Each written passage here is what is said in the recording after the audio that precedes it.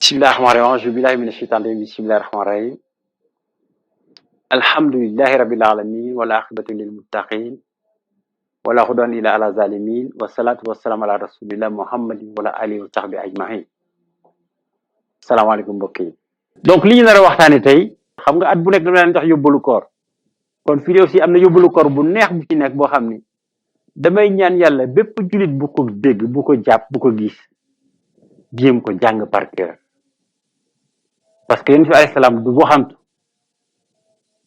te li muy joxe yëpp loo xam ni la pour jëriñ julit yi la. On va parler des perspectives du Ramadan ensuite ñu wax ci ñu résumer at bi ni mu demee et puis am liggéey boo xam ne defoon naa ko liggéey bu am solo muy simulation des 20 ans. Voilà yóbbalu koor bi moo nekk nii yóbbalu koor bi dafa am solo parce que dama naan koor da nga koy waajal toujours bu saabaan bu rajab ñëwee ak saabaan la ñuy waajal koor yéen fay dafa ni dafa am benn weer bu nekk entre weer yu màgg muy rajab ak saabaan ak koor mais nit ñi dañ ko sàggane parce que dafa gaaw sa mbokk jaween yi dañ ko ragal ba nga xam ni que bu ñu xefee xipi rek koor gi ñëw te weer woowu nag ni mu mel yoon sax dafa daan woor di ci woor bañ ñu ko xanaa doo dog mu dog parce que weer wu am solo la weeru saabaan bi kon nag nañ ci bàyyi weeram la moom weeru yonent alayhi salaatu wasalaam kon weer la woo xam ne ñun dañ ko war a fonk mais dommage que ñun dañ ko bàyyi noonu le mois de Chaban est un mois vraiment un mois béni d'Allah subhanahu wa ta'ala. Donc faisons tout pour respecter ce mois y faire des X, se préparer pour le Ramadan. Aujourd'hui on est presque à 15 jours du Ramadan. Vous devez commencer à préparer le petit coin prière dans la maison, préparer votre Coran, préparer les X que vous faites, préparer les habits pour préparer le Ramadan. Parce que le Ramadan, ça se prépare. Il ne faut pas s'improviser dans le Ramadan. moo tax ma ni allahumma barik na fi rajab fi shaban wa ballighna shahr ramadan yàlla nañu yàlla barkeelal weer bi ñu nekk di fàttali aussi que ni dañ naan toujours fukki fan ak juróom bu jàllee kenn waratu ci woor déedéet ñi nga xam ne dañu tàmmoon di woor altine ak alxamis mën nañuy continuer di woor ba koor gi ñëw mais nga xam ni tàmm ko nag moom bu koy def xëy na bu eggee ci koor dana loof am na ñoo xam ne dañuy woor rajab ba ramadan jeex ñooñu aussi bokkuñu si moo tax dafa ni bu ñëpp yemoon am ñu xeeb seen cër loolu tax ci diine toujours dañu xam am loo xam ni nag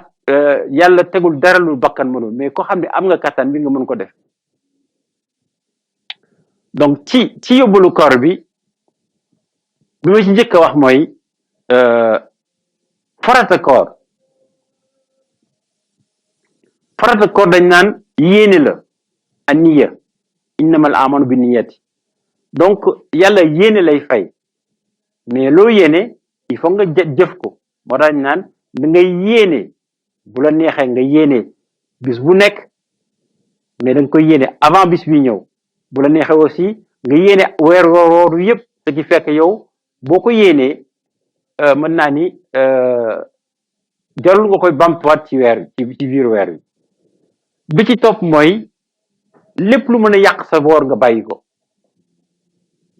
seeg sa soxna wax lu dëgg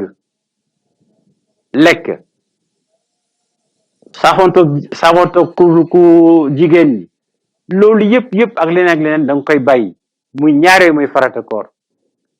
je répète encore les obligations c'est l'intention de jeûner tout le mois de Ramadan ou par jour on peut le faire par jour et puis d'éviter tout ce qui peut rompre le jeûne. Ça, ce sont les obligations du Ramadan. Ensuite, tout ce qui est traditionnel, ce qu'on appelle les sunnas du Ramadan. Donc, dans les sunnas, c'est déjà retarder le petit déjeuner du matin, à suhour. On dit aussi à sahour. Le prophète alayhi salam avait dit, il y a une bénédiction dans ce petit déjeuner du matin. Fût-il une date, fût-il une gorgée d'eau, il faut le faire avant la fin de la nuit. Et ça, c'est important. Ensuite, rompre le jeûne très rapidement. Souvent, on a ce problème-là. Parce qu'il y a beaucoup de gens qui ne maîtrisent pas les heures de prière, mais le jeûne, c'est du début, c'est la rupture du jeûne, c'est au coucher du soleil, c'est pas au coucher de la nuit. Le coucher du soleil et le coucher de la nuit, il y a un décalage. Donc, dès qu'il y a le coucher du soleil, mais même dans les mosquées, on rompt le jeûne. Je reviens en Wolof pour dire que rompre le jeûne, c'est pas dogu. Ndogu ak dog du benn. Donc, je romps le jeûne avec une date, un verre d'eau, une tasse de café, et je vais prier. Parce que la période d'élection de la prière est de 8 minutes environ de Maghrib. Il ne faut pas l'étendre. Allah Ta'ala, mais il ne faut pas l'étendre. Déjà, le soleil met 8 minutes à atteindre la terre. Si on y rajoute, donc ça veut dire qu'on dépasse largement la période. Donc, moo tax ma ni foofu ñaar yooyu ñooy sunna beneen bi mooy ñu téye suñu lamiñ rétention de la langue fexe ba lu ñuy wax na jëm lu baax moo tax souvent bu leen bëggee sonal sax ne ko dama woor bañ dugg ci coono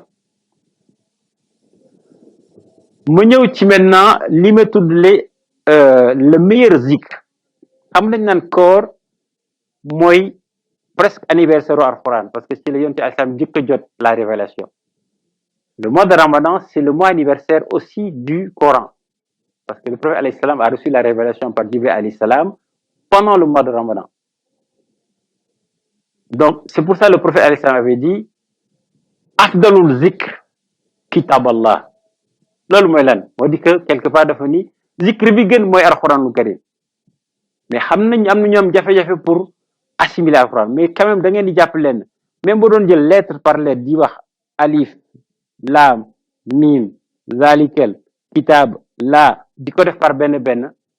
xamal ni yaa ngi ci am double yool mooy jàng bi ak coono bi nga ciy daj mais yéen sam daf ñu jox loo xam ne aussi daf ñu jox une fenêtre bi mooy lan afdalul zikr baadal quran mu ni ñeenti baat la afdalul zikr baadal quran ñeenti baat yu am solo subhanallah alhamdulillah la ilaha illa allah allahu akbar donc ça je tremble parce que c'est quatre mots qui viennent du Coran mais qui vaut plus que tout l'or du monde donc moo tax nag dama naan yonent san fa fekkoon benn saaba di wérd ba journée bi mu ñëw fekk ko mu ni ko mais looy def ni mu ni ko damay wérd mu ne dinaa jox loo xam ni boo ko defee yaay ëppale yool déglu leen bu baax de kii fanaanee yendoo wérd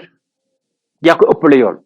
nga fanaane def la ilaha illa nga fanaane def subhanallah nga fanaane def astaghfirullah nga fanaane def lu la neex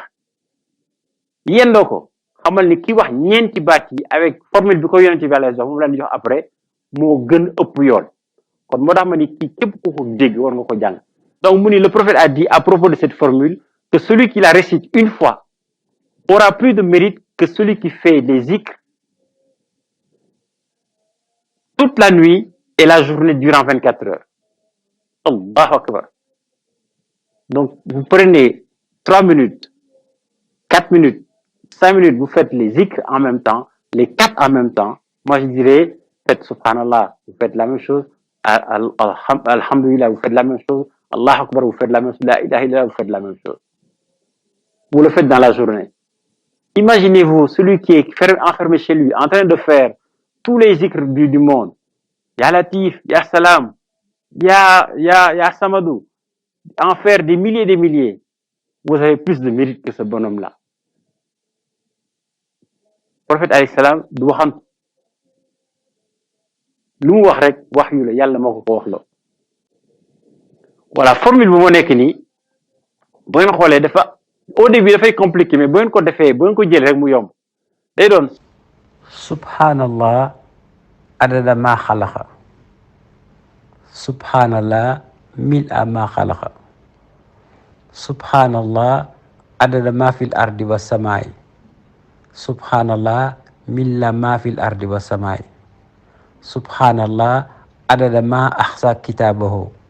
subhanallah milla ma axsa kitaabahu subhanallah adada kulli shay'in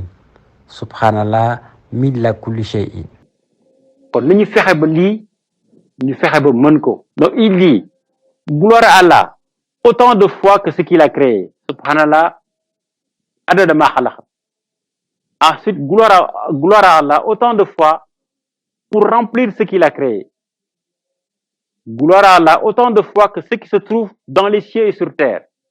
Gloire à Allah pour autant de fois qu'il faut remplir ce qui se trouve dans les cieux et sur terre.